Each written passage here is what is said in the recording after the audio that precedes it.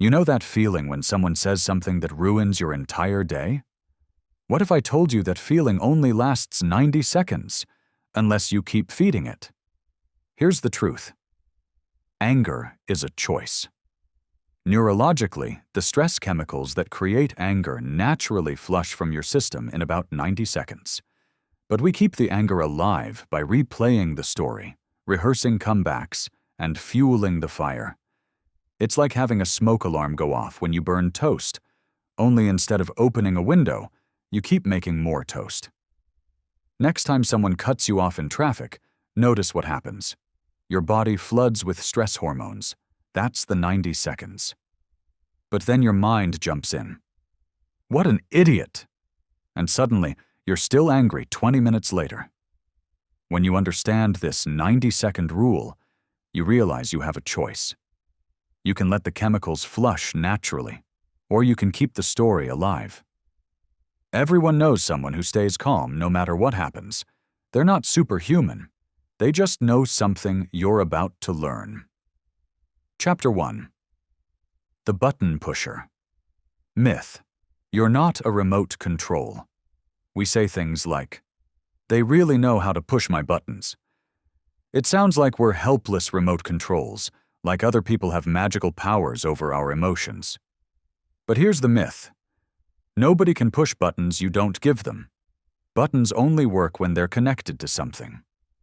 Those buttons are really unhealed wounds or values violations from your past. When someone pushes your buttons, they're not controlling you. They're revealing where healing is still needed. Your coworker makes that sarcastic comment that always sets you off. Instead of reacting automatically, pause and ask, "What is this really about?" Maybe it reminds you of your critical parent. Suddenly, the coworker isn't pushing your buttons, they're exposing them. When you stop being a remote control, you become the operator of your own emotional state. Nobody gets to decide how you feel except you. Consider your biggest trigger person. What they trigger in you has nothing to do with them. Chapter 2. The Secondary Emotion Revelation. What anger is really hiding. What you call anger often isn't anger at all. Anger is the emotional equivalent of a security guard. It shows up to protect feelings like hurt, fear, or shame. When someone criticizes you and you feel angry, you're not truly angry. You're hurt that they don't see your value. Anger feels safer than vulnerability, so it volunteers to be the spokesperson. Your partner forgets your anniversary, and you explode in anger. But underneath that anger is the wound. Do I not matter to you? When you address the hurt instead of expressing only anger, everything shifts. Saying, "I felt forgotten," gets a completely different response than, "You never remember anything." When you learn to identify the vulnerable emotion beneath anger, you can finally address the real issue. Vulnerability heals. Anger only creates more distance. Reflect on your last big anger episode. What was the vulnerable emotion hiding underneath? Chapter 3. The Choice Point Discovery. Your superpower between trigger and response. Between every trigger and your response, there's a space. In that space lies your freedom. Most people don't even know this space exists. Viktor Frankl, while surviving a Nazi concentration camp, discovered this truth. No matter what happens to you, you always have the freedom to choose your response. Here's how it works. A trigger hits, your body floods with chemicals, but before you react, there's a microsecond of choice. If you can find that choice point, you become the author of your experience. Someone sends you a passive-aggressive email. Your first impulse is to fire back immediately. But in that moment before you hit send, ask yourself, what response would I be proud of tomorrow? That question activates your choice point. This choice point is your emotional superpower. It's the difference between being a pinball bouncing around circumstances or being the player who controls the game. Think about someone who never seems rattled. They've mastered the space between trigger and response. You can too. Chapter 4. The Observer Self-Technique. Watching your emotions like weather. What if you could watch your emotions like weather patterns instead of being swept away by every storm? Inside you is an observer, a part of you that can notice emotions without becoming them. You can observe anger is arising, heart rate increasing. But you don't have to become the anger. The observer self is always calm, always present. It's the part of you that thinks, I'm having the thought that this person is an idiot, instead of, this person is an idiot. Your teenager rolls their eyes at you. Instead of immediately getting defensive, activate your observer. I notice irritation rising. Suddenly you're watching the emotion instead of being hijacked. From this space, you can choose a response that actually helps. The observer self gives you emotional immunity.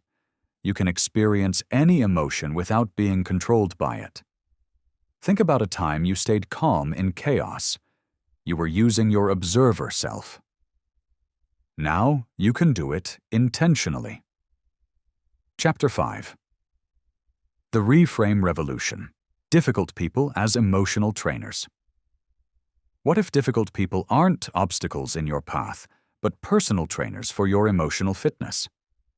Every difficult person in your life is showing you exactly where you need to grow. That critical boss? They're training your resilience muscle. That passive-aggressive neighbor? They're building your boundary-setting skills. Just like a physical trainer puts you through uncomfortable exercises to make you stronger, emotional trainers build your inner strength. Your micromanaging boss sends their 15th email today. Instead of thinking, they don't trust me, reframe it as, they're giving me the chance to practice calm under pressure. Suddenly, it's not personal persecution. It's emotional training. You start responding with curiosity. What do you need to feel confident about this project? When difficult people become trainers, you stop being a victim and become a student. Every interaction becomes a chance to level up emotionally. Examine your most challenging relationship. What strength is that person helping you develop? Chapter 6. The Boundary Blueprint. Protecting your peace without walls. Boundaries aren't walls to keep people out. They're gates, and you are the gatekeeper. Think of boundaries like skin. They let good things in and keep harmful things out. The key is clarity, knowing what you will and won't accept. Example: I understand you're frustrated, but I don't respond well to yelling. Let's talk when things are calmer. That's not aggressive, it's assertive. Or when a friend constantly complains but never wants solutions. I care about you, but I can only listen for a few minutes unless you want to brainstorm solutions. This way you protect your energy while still being supportive. Boundaries preserve your capacity to truly help instead of burning out on drama. You can't pour from an empty cup. Identify someone who drains your energy. What boundary would protect your peace with them? Chapter 7. The Timeout Protocol. Strategic retreat versus running away. There's a difference between running away and making a strategic retreat. One weakens you, the other strengthens you. Sometimes the wisest move is to temporarily remove yourself from a triggering situation. That's not weakness. It's giving your nervous system time to reset so your thinking brain comes back online. You might say, I need to take a break from this conversation. Let's continue when I can respond thoughtfully. You're not abandoning the issue. You're approaching it skillfully. Your spouse brings up a sensitive topic right when you're stressed from work. Instead of snapping or shutting down, you say, this conversation matters to me, but I'm not in the right headspace right now. Can we revisit it after dinner? Timeouts prevent damage that takes weeks to repair. 5 minutes of space can save hours of cleanup. Think of a time a conversation went badly because you were already overwhelmed. A timeout could have changed everything. Chapter 8. The Trigger Map Method. Knowing your emotional landmines. You wouldn't walk through a minefield blindfolded, so why navigate relationships without knowing your triggers? Triggers aren't random. They follow patterns. People who remind you of critical parents, situations that echo past rejections, words that reopen old wounds. When you map these patterns, your reactions stop being surprises. You might realize, this person's tone reminds me of my old boss who never trusted me. No wonder I'm defensive. Keep a simple trigger journal for a week. When you get triggered, note who was involved, what they did, and what it reminded you of. Patterns emerge. Sarcasm always sets me off because my sibling used it to hurt me. When you know your triggers, you can prepare for them. Preparation transforms reactivity into intentional response. That's emotional intelligence in action. Notice what consistently triggers you. What pattern do you see? That pattern is your roadmap to freedom. Chapter 9. The Compassionate Distance. Caring without carrying. You can care about someone without carrying their emotions. You can love them without living their drama. Compassionate distance means maintaining emotional boundaries while keeping your heart open. You can witness someone's pain without absorbing it. It's like being a lifeguard. You throw them a preserver, but you don't dive in and drown with them. Your friend going through a bitter divorce calls daily to vent. Instead of absorbing their pain, you say, "I want to support you." Let's set aside time twice a week to really talk. On other days, let's focus on something positive together. This way, you stay supportive without being consumed. Burned-out helpers help no one. Compassionate distance preserves your capacity to help long-term. Consider someone whose drama often consumes you. How could you care without carrying? Chapter 10. The Story Stopper. Breaking free from mental narratives. You're not experiencing reality. You're experiencing your story about reality. Change the story. Change your emotional experience. When someone triggers you, your mind writes a script. They don't respect me. They're trying to control me. But these are interpretations, not facts. What if their sharp tone means they're stressed, not hostile? The story you tell determines your emotional experience. Your boss sends curt feedback in an email. Story 1. They hate my work. They want to fire me. Result: anxiety and defensiveness. Story 2. They're busy and trying to help me improve quickly. Result: curiosity and gratitude. Same email. Different story. Completely different emotional outcome.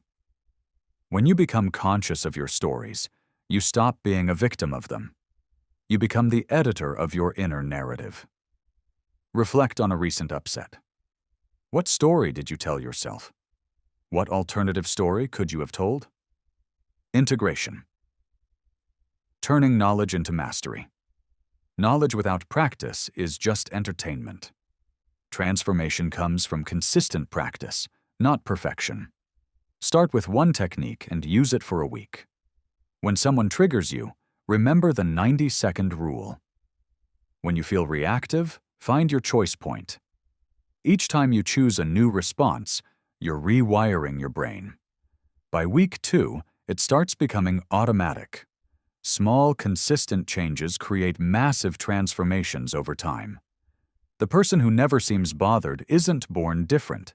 They've just practiced until mastery became automatic. Everyone admires people with emotional strength. Now you have the roadmap to become one of them. Think about who you'll be when difficult people no longer have power over your peace. That person is waiting for you.